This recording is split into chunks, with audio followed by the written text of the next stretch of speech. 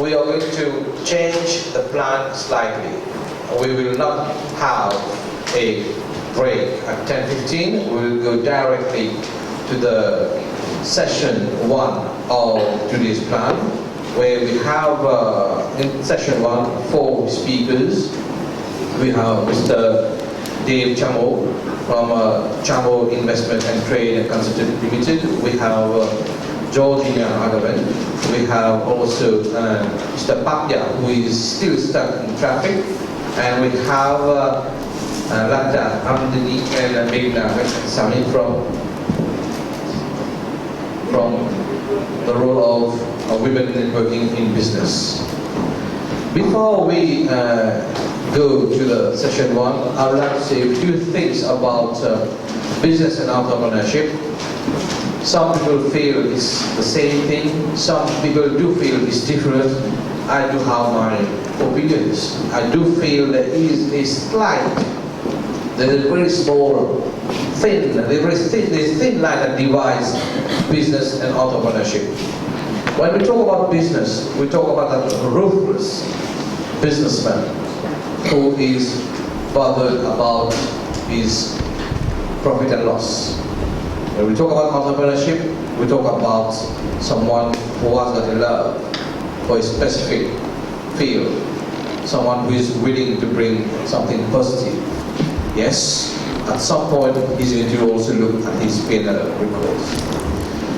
In Mauritius, recently, SMEs, petite moyenne entreprise, business, entrepreneurship, entrepreneurial, we are hearing that a lot. For the past decades, we want to make the SME sector one of the pillar of the economy. Because we want the SME sector to create more jobs, putting together the public and the private sector together. We want the SME to bring innovations. SMEs, it's not just pickles and muru, it's much more than that. Okay? You can think that the sky is the limit. You can actually invade any sector when you have SMEs. And when you have technology hooked with SMEs, again, there is no limit to your imagination. There has been a lot of talk about making our young graduate SMEs, not SME entrepreneurs. Let me tell you one thing. It's not that straightforward. You cannot just make graduate entrepreneur just like that. It took me 12 years to become an entrepreneur. After, and besides my experience living in the UK, India, I had problems to deal with my business initially. Now just imagine you have a graduate that have just finished his degree and embarking in the world of business without knowledge of what business is about except what he has read in the book and what's expected in the field where he has to actually compete to make a living. We can't just dump graduates on the SME sector and say, okay, graduates are going to solve the problem of graduate unemployment and graduates are going to boost the SME sector. Graduates need training. They need to know how to open a company, what is VAT returns, how to actually manage their accounts, how to file records.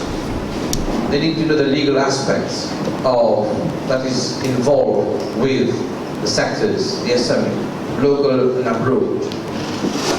They need all kind of help, including technology, so that they can actually have more transparency the way the company functions to improve efficiency of the product and their employees.